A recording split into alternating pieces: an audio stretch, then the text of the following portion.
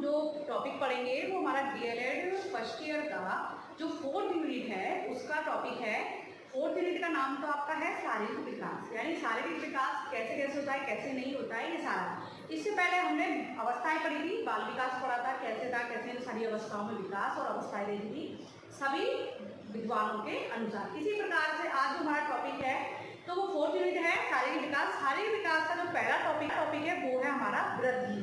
ठीक है, अब वृद्धि तो टॉपिक है ग्रोथ। ठीक है, टॉपिक है वृद्धि। अब ये वृद्धि जो शब्द है इसको वृद्धि नाम से समझ में आता है, वृद्धि यानी बढ़ना। वृद्धि यानी बढ़ना। बढ़ना कैसे? जब बालक का विकास होगा तो वृद्धि कैसे होगी? तो वृद्धि का हम आज से इसी से लेते हैं बढ़ने से। कैसे बढ़ने से? कि बालक के वजन का बढ़ना, उसकी ऊंचाई बढ़ना, उसकी भार का बढ़ना, ये सारी चीज इसमें आती है वृद्धि में। तो वृद्धि का एक सिंपल उसमें वो लेते हैं तो वो है शारीरिक परिवर्तन। अब शारीरिक परिवर्तन कैसे होगा बच्चे का, तो उसको कहते हैं अपन वृद्धि। तो शारीरिक परिवर्तन का मतलब यही, वृद्धि से हमारा तात्पर्य शारीरिक ढांचे में परिवर्तन से है। किससे है वृद्धि का? शारीरिक ढांचे में परिवर्तन।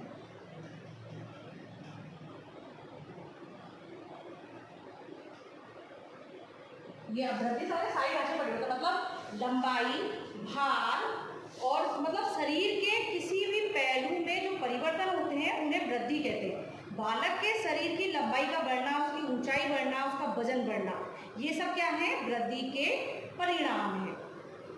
तो वृद्धि के परिणाम है। इसी के अनुसार वृद्धि मतलब यही कि ऊंचाई बढ़ गई, लंबाई बढ़ गई, भार बढ़ गए।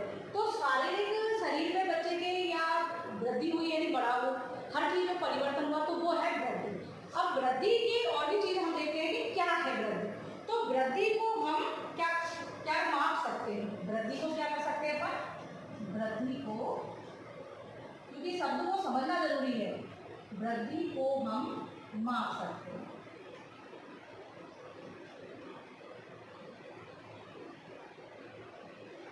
ठीक है, कैसे माप सकते हैं? कि अगर वृद्धि हो रही है शरीर में अपन की वृद्धि, तो हाथ पैर होंगे तो ये तो नहीं कि एक हाथ बढ़ जाएगा एक नहीं बढ़ेगा, दोनों बराबर होंगे। पैर बढ़ेंगे तो बराबर बढ़ेंगे, भार बढ़ेगा तो पूरे शरीर का बढ़ेगा। ये नहीं है कि अलग अलग जगह का बढ़ गया अलग नहीं बढ़ा, वो नहीं होता, एक साथ ही शरीर में परिवर्तन होता है। वृद्धि को हम माप सकते हैं, नापा जा सकता है। इसी के साथ में वृद्धि की प्रक्रिया जो है वो वृद्धि की प्रक्रिया आजीवन नहीं चलती। वृद्धि जो होती है वो किसी ना किसी आयु पर आकर रुक जाती है। ये वृद्धि की प्रक्रिया आजीवन नहीं चलती है, क्योंकि एक अपन विकास देखते हैं तो विकास क्या होता है, वो आजीवन चलता है। लेकिन कैसे चलता है? वो आंतरिक रूप से चलता है। लेकिन वृद्धि जो होती है ये प्रक्रिया एक किशोरावस्था तक या प्रौढ़ावस्था तक आकर ये रुक जाती है। अधिकतर किशोरावस्था तक आकर ये रुक जाती है। तो वृद्धि की प्रक्रिया आजीवन नहीं चलती है। और वृद्धि की प्रक्रिया जो है इसके दो रूप होते हैं। क्या होते हैं? वृद्धि की प्रक्रिया के दो रूप होते हैं।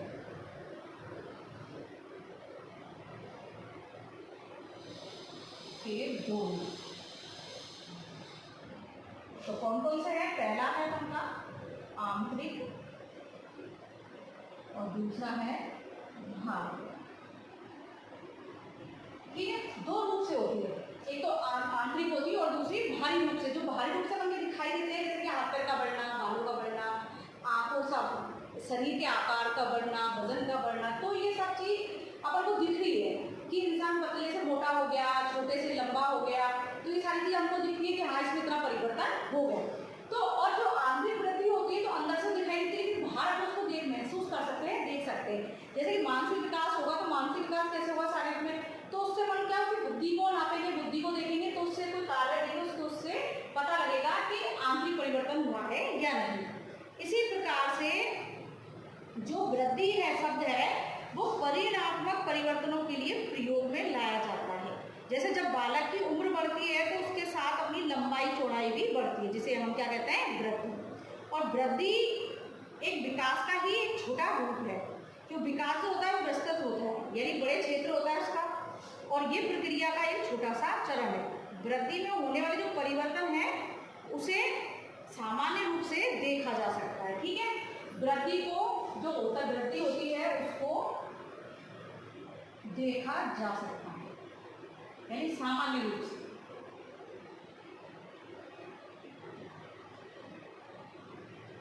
देखा जा सकता है, क्योंकि जो बचेगा टॉपिक है उसमें खाली वृद्धि है, तो वृद्धि को समझ लो, वृद्धि होती क्या है, यानी सारे रूप में परिवर्तन, यानी आकार का बढ़ना, वजन का बढ़ना, लंबाई बढ़ना, ये सारी चीजें। और वृद्धि को हमने देखा है इसको मापा जा सकता है। वृद्धि की प्रक्रिया आजीवन नहीं चलती है। ठीक है, ये और ध्यान रखना, क्योंकि एक बिंदु पे आगे ये रुक जाती है। वृद्धि की प्रक्रिया के दो रूप है, आंतरिक और बाहरी। इसका सामान्य रूप से इसको देखा जा सकता है कि वृद्धि कहाँ हुई कहाँ नहीं हुई। ठीक है, तो ये हमने देखा वृद्धि। और वृद्धि के कई चीज जो है कि जो होती है ये बालक के जन्म के समय से ही होती है। ठीक है, तो ये सारी चीज हमने देखी। अब एक चीज देखते हैं वृद्धि की परिभाषाएं, यानी परिभाषा में ये देखेंगे कि किस विचारक ने क्या बताया। इतना समझ आ गया वृद्धि है क्या है। अब परिभाषा देख लेते हैं हम।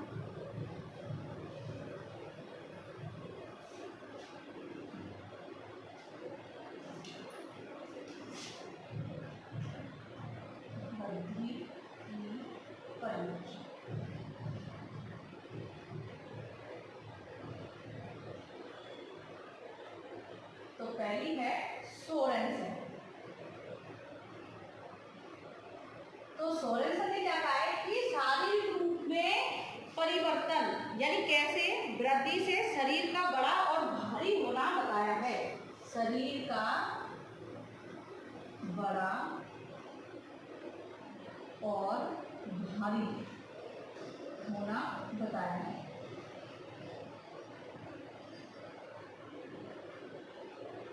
सोरेनसन ने कहा है कि वृद्धि से आशय यह है कि शरीर का बड़ा और भारी होना बताया है। आयु बढ़ने के साथ साथ बालक का शरीर बड़ा और भारी होने लगता है, और ये वृद्धि किशोर अवस्था के अंत तक चलती रहती है। इस प्रकार वृद्धि शरीर में परिमाणात्मक परिवर्तनों का परिचायक है। तो ये हो गया। और भी अपन देखते हैं फ्रैंक के अनुसार, सोरेनसन के अनुसार, इनके अनुसार हम और परिभाषाएं देखते हैं किसने क्या बताया है। इसी प्रकार से हमने देखा सोरेनसन ने कहा है कि शरीर का बड़ा और भारी होना बताया है, कि बालक का जो शरीर होता है वो बड़ा और भारी होने लगता है, कि अंगों में परिवर्तन, किसी भी शरीर के भाग में परिवर्तन, ये सारा ही वृद्धि को दर्शाता है। इसी के साथ में फ्रैंक के अनुसार, अब फ्रैंक जो है उन्होंने ये कहा है वृद्धि के बारे में, शरीर के किसी पहलू में जो परिवर्तन होते हैं उन्हें वृद्धि कहते हैं। यानी शरीर पूरा अपना है, इस शरीर के किसी भी पहलू में परिवर्तन होगा, चाहे वो आकार में होगा, चाहे वो वजन में होगा या लंबाई में होगा, किसी में भी होगा, तो उस परिवर्तन जो पहलू में परिवर्तन होगा शरीर के किसी में शारीरिक परिवर्तन, ये मान के चलना है। तो शारीरिक परिवर्तन शरीर के किसी भी भाग में परिवर्तन होगा तो वो वृद्धि मानी जाएगी। ठीक है, इसी प्रकार से सोरेनसन इन्होंने कहा कि वृद्धि से अर्थ शरीर बड़ा, ठीक है, और भारी होना बताया है। ये शरीर का बड़ा होना और भारी होना बताया है। इसी प्रकार से आयु बढ़ने के साथ साथ बालक का शरीर बड़ा और भारी होने लगता है। आपने देखा होगा कि किसी एज में, जैसे मैंने अवस्थाएं पढ़ी थी, तो अवस्थाओं में क्या था कि किसी अवस्था में तो बालक की लंबाई ज़्यादा होती है, किसी में भार अधिक होता है, और किसी अवस्था में 9 से 10 साल में लड़कों का होता है और 11 से 12 साल में लड़कियों का होता है। इस प्रकार से धीरे धीरे लंबाई होता है, और किसी उम्र में, किसी 15-16 की उम्र में लड़कियों की लंबाई बढ़ जाती है और लड़कों की बढ़ती है। तो ये सारे परिवर्तन देखे जाते हैं। तो ये सारे परिवर्तन जो होते हैं वो सब वृद्धि है। तो इसी के साथ में बालक का शरीर बड़ा और भारी होने लगता है। ये वृद्धि किशोर अवस्था के अंत तक चलती है, यानी जो वृद्धि है जो किशोर अवस्था है इसके अंत तक ही चलती है, इसके बाद ये रुक जाती है। ठीक है, इसके बाद वृद्धि नहीं होती, क्योंकि जो भी बढ़ना घटना जो होता है वो सीधे हो जाता है, लेकिन ये नहीं कि अंत तक।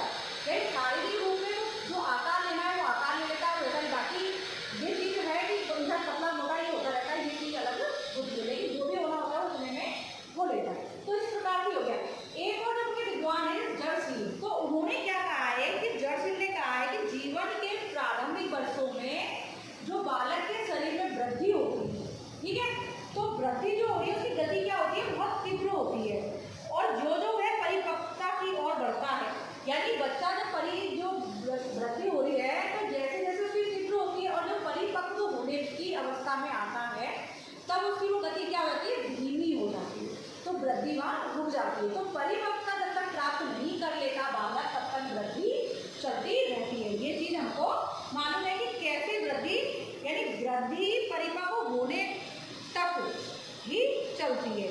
और जो होता है वृद्धि का जो भौतिक विकास होता है, भौतिक चीजों को फर्क पड़ता है। जैसे कि हमने देखा है कहीं पर बहुत लंबे व्यक्ति पाए जाते हैं, कहीं पर छोटे पाए जाते हैं। तो ये वृद्धि का कौन सा कारण है, ये भौतिक है कि कहीं की जलवायु कैसी है, वातावरण कैसा है, तो उसी प्रकार से लोग होते हैं। कई बार देखा है कि पहाड़ी क्षेत्रों के लोग उनकी हाइटें कम मिलती है, कहीं पर देखा पर कि राजस्थान के क्षेत्र है तो वहाँ पे अलग टाइप का मिलेगा कि लंबे लोग मिलेंगे, रेगिस्तान जैसा है। तो कहीं कहीं पर प्रकृति और वातावरण का प्रभाव पड़ता है कि कैसे होंगे कैसे नहीं होंगे। कहीं पर कभी आपने देखा है कहीं की किसी किसी क्षेत्र के व्यक्तियों की आंखें बहुत छोटी होती है, कहीं कहीं नॉर्मल होती है। तो ये सब वृद्धि का जो वातावरण का प्रभाव है, भौतिक प्रभाव है, तो ये सारी चीज़ें भी होती है। इसी प्रकार से वृद्धि को हम देखना चाहें तो वृद्धि शारीरिक है तो ये इसका वातावरण भूमिका इनका भी प्रभाव पड़ता है। और हम चीज देखते हैं कि वृद्धि को कौन कौन सी प्रभावित कर सकती है, ये अपन की परिभाषाएं होंगी, इनको मैंने समझ लिया सोरेनसन के अनुसार और सोरेनसन, ठीक है। तो इनके अनुसार जो पूरी है वो हमने देख ली है कि इनमें क्या है, क्योंकि सोरेनसन की दो इसलिए है कि अलग अलग कि इसमें सोरेनसन ने कहा शरीर का बड़ा और भारी न बताया, इसी प्रकार से जो इसने दिए तो भाई बताया, इसके साथ में आयु बढ़ने के साथ बालक का शरीर बड़ा भारी होने लगता है, ये ठीक है। तो इसलिए बड़ी परिभाषाएं होंगी। इसी के साथ में हम देखेंगे जो वो हम देखते हैं कि वृद्धि को कौन कौन सी चीज प्रभावित करती है, ये भी देख लेते हैं। तो आपका टॉपिक बहुत छोटा है ये, क्योंकि इसमें यही बताया गया वृद्धि क्या है, क्योंकि वृद्धि के बाद जो टॉपिक है वो परिपक्वता है। अगर वृद्धि को नहीं समझोगे तो परिपक्वता को नहीं समझ पाओगे। इस वजह से तुम्हारी जो सिलेबस सारी प्रकार के 4 यूनिट में दिया है तो पहले वृद्धि को समझाया गया है कि वृद्धि क्या होती है, कैसे होती है, कैसे नहीं होती है, ठीक है।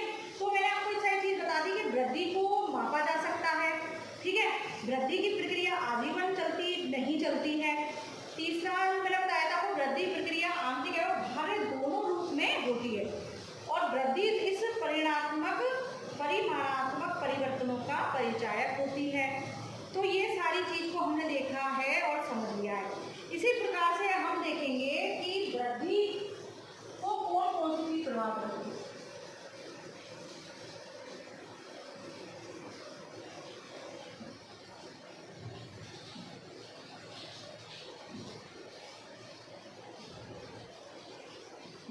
ठीक है, तो कौन कौन से तत्व प्रभावित करते हैं, तो कैसे करते हैं। तो आप ये चीज जानते होंगे कि वृद्धि को कौन से तत्व, पहला हो सकता है पोषण, ठीक है। अब पोषण तो पहले है कि पोषण कैसे प्रभावित करता है, इस चीज को हम देखेंगे पोषण कैसे प्रभावित करता है। तो पोषण ये है कि इसको अपन दो रूपों में लेते हैं वृद्धि को, कि पोषण कैसे प्रभावित करेगा, तो निम्न व उच्च, ये दो क्या है, ये पारिवारिक कारण। तो पारिवारिक कारण है पोषण कैसे, तो अगर बालक या बालिका जो भी है अगर निम्न परिवार का है तो उसकी वृद्धि को पोषण जरूर करेगा, क्योंकि उनको इतना अच्छा भोजन नहीं मिलता। जो भोजन में कार्बोहाइड्रेट, वसा, प्रोटीन सारी चीज चाहिए होती है जो नहीं मिल पाती, सारी चीजें एक साथ उपलब्ध नहीं हो पाती, तो बालक की वृद्धि का पोषण से भी प्रभावित होती है। क्योंकि अगर निम्न परिवार है जहाँ पूर्ति नहीं हो पाती है तो बच्चे को पोषण जरूर देगा, और उच्च परिवार में सारी चीज मिलेगी तो बच्चा उसकी वृद्धि उसके अनुसार होगी, ठीक है। तो पोषण जो है, खाना पीना, ये सारी चीज भी वृद्धि को प्रभावित करती है। क्यों करती है, क्योंकि अगर अच्छा खान पीन नहीं होगा बच्चे का तो बच्चा अच्छे से विकास नहीं कर पाएगा। जैसा परिवार में जैसे होगा वैसे ही बच्चा होगा, निम्न और उच्च का ये अंतर पाया जाता है। तो वृद्धि में यही है कि पोषण से भी वृद्धि का फर्क प्रभावित करता है। अगर पोषण अच्छा नहीं है, खान पीन अच्छा नहीं है, बच्चों को अच्छा परिवेश, अच्छी चीज नहीं मिल रही है उसके अनुसार, तो वो चीज वृद्धि को रोक सकती है, ठीक है। अगला जो पॉइंट है अपना वो है दूसरा है वंशानुगत। अब वंशानुगत कैसे, जैसे कि वंश से उसके मिले माता पिता वंशानुगत, और माता पिता कहाँ से मिले, उनके माता पिता से। तो एक दूसरे से ये वंश का क्रम चलता है, क्रम के अनुसार वो चलते रहते हैं। तो ये चलते रहते हैं, तो वंशानुगत से भी माता पिता जैसे होंगे वैसे ही बच्चे होंगे। ये चीज़ हमने देखी है कि जैसे कि अगर जिसके माता पिता लंबे हैं, अच्छे हाइट वाले, तो बच्चे भी अधिकतर उसी हाइट के और पर्सनैलिटी के होते हैं। ठीक है, तो वंशानुगत का भी प्रभाव पड़ता है कि माता पिता जैसे होंगे वैसे ही बच्चे होंगे। तो ये फिक्स है कि वृद्धि में कि अगर माता पिता की हाइट कम है तो बच्चे भी कम हाइट के होंगे। तो ये सारी चीज़ वहीं से प्रभाव पड़ती है।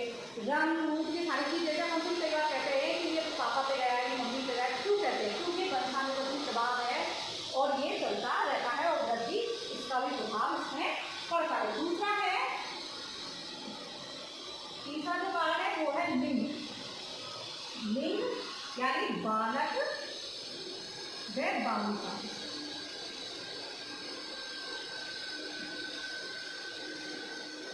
ठीक है, अब बालक और बालिकाओं में कैसे वृद्धि का कैसे प्रभावित करता है, यानी बालक और बालिका को कई बार देखा है अपने परिवार में कि बालक और बालिकाओं में अंतर देखा जाता है। बालिका, कई परिवार ऐसे हैं जो बालकों को अधिक महत्व देते हैं, उनके खाने पीने का बहुत ध्यान रखते हैं, लेकिन बालिकाओं का नहीं रखते। तो वृद्धि में क्या अंतर है, यानी इसमें लड़के और लड़की होना, इन दोनों का अंतर भी वृद्धि को प्रभावित करता है। क्योंकि कई परिवार दोनों को समान समझते हैं, तो दोनों बालिकाओं की वृद्धि अच्छी होती है। और जहाँ पर दोनों में अंतर किया जाता है, बालक को भी प्यार किया जाता है, बालिका को नहीं किया जाता है। कई परिवार ऐसे होते हैं जहाँ बालिकाओं को तेज बोलने में भी वो होता है, बाहर निकलने पर भी वो होता है, मतलब उनको हर चीज़ के लिए रोका टोका जाता है, लेकिन बालकों को नहीं आता। तो ये सारी चीज़ भी बालकों और बालिकाओं के जो लिंग संबंधी जो अंतर है वो वृद्धि को प्रभावित करता है। इसी प्रकार से जो अपना अगला वो है, तो वो है वायु एवं प्रकाश, या फिर इसको हम कह सकते हैं वातावरण।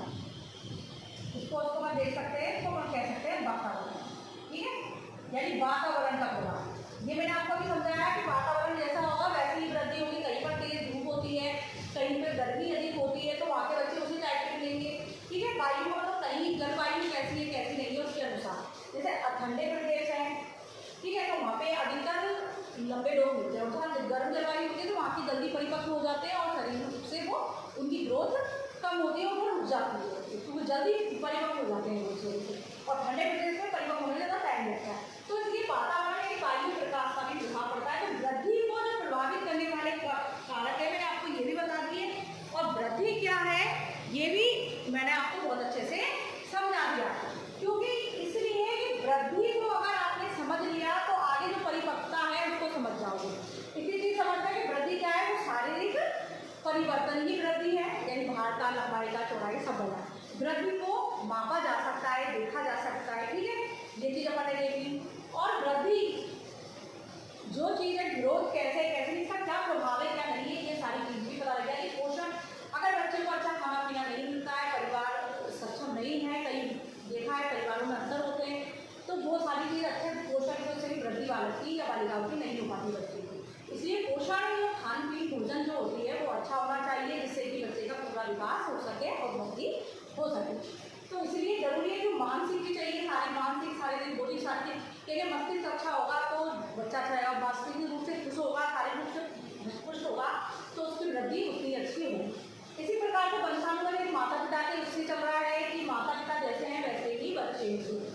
इसी दूसरा लिंग बालक बालिकाओं में मतभेद को दूर कर उनका जैसे भी, यानी मतभेद दोनों के अंदर भेदभाव, यानी भेदभाव अगर होगा तो दोनों की वृद्धि में अंतर मिलेगा।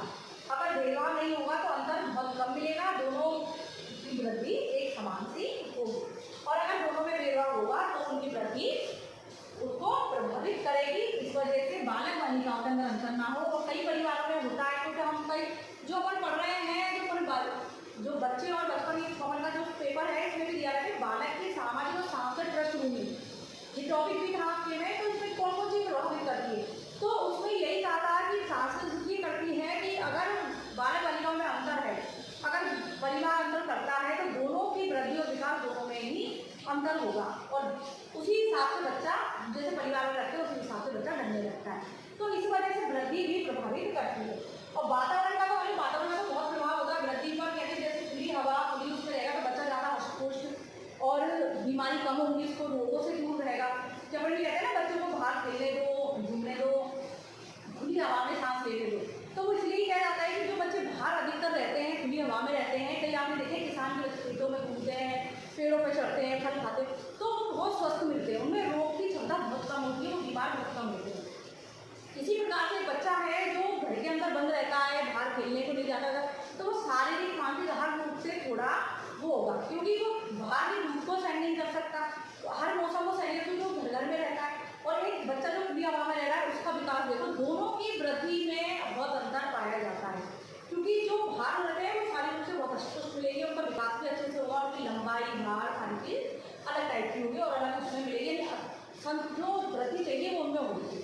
ठीक है, तो अपने वृद्धि को कारण वृद्धि को हमने अच्छे समझ लिया है कि सोरेनसन ने क्या कहा, फ्रेट ने क्या कहा, तो शरीर का बढ़ना, भार का बढ़ना यही हमारी वृद्धि है, यानी शारीरिक, एक शब्द में आप इसको समझ सकते हो कि जो शारीरिक परिवर्तन है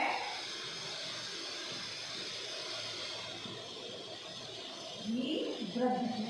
ठीक है, इस चीज को याद रखना कि जो शारीरिक परिवर्तन है वही वृद्धि है। अगर ये चीज याद रहेगी तो आप वृद्धि को अच्छे से समझ लोगे। कई बार हम सोचते हैं कि वृद्धि, अभिवृद्धि क्या है, ठीक है, तो ये वृद्धि और ये वही है तो सारी परिवर्तन होगी, वही वृद्धि है। इसके साथ में हम एक टॉपिक और देखते हैं कि विकास, जो हमने कहा था विकास क्या है, तो हमने एक चीज देखी थी कि वृद्धि और विकास, इस चीज को भी देख लेते हैं हम। तो विकास का टॉपिक आपका आगे आएगा, तो वृद्धि और विकास। अब ये दोनों क्या है, विकास को हमने देखा कैसे कि कैसे परिवर्तन हो रहा है, कैसे नहीं हो रहा है, लेकिन वृद्धि को हम माप सकते हैं और विकास में, विकास को क्या होता है मापना कठिन होता है, जो विकास होता है इसको मापना कठिन होता है। ठीक है, इसको जल्दी से नहीं मापा जा सकता विकास को, क्योंकि विकास अलग अलग पक्ष में होता है। ठीक है, इसी प्रकार से वृद्धि की प्रक्रिया आजीवन थी, लेकिन विकास जो होता है ये आजीवन नहीं होके ये आंतरिक रूप से चलता है, विकास केवल आंतरिक होता है। ठीक है, विकास क्या होता है ये मैंने देखा था, ये विकास आजीवन नहीं होता, ठीक है, रुक जाता है, और ये विकास आजीवन लेकिन आंतरिक होता है, ये आंतरिक पक्ष में होता है। ठीक है, तो ये सारी चीज समझ लेना और आगे अपने टॉपिक इसको और क्लियर कर लेंगे। और ये गुणात्मक परिवर्तन होता है इसमें, और इसका क्षेत्र विस्तृत होता है, ये बहुत बड़ा क्षेत्र होता है और इसको देखा नहीं जा सकता है विकास को। ठीक है, और इसको देखा जा सकता है, ये अंतर दोनों में है। तो अपने वृद्धि और विकास दोनों देख लिया, और वृद्धि क्या है ये हमने समझ लिया। इसी के साथ में अपन परिपक्वता देखेंगे, क्योंकि हमने एक चीज देखी है कि वृद्धि के बाद ही परिपक्वता टॉपिक क्यों दिया है, क्योंकि वृद्धि एक परिपक्व होने तक है, किशोर अवस्था के अंत तक की अवस्था है और वो वहीं रुक जाता है, तो इसलिए आगे परिपक्वता टॉपिक दिया है, उसको समझेंगे कि परिपक्व पे क्यों वृद्धि रुक जाती है, कैसे रुक जाती है, परिपक्वता तक ही क्यों है, ये सारी चीजों को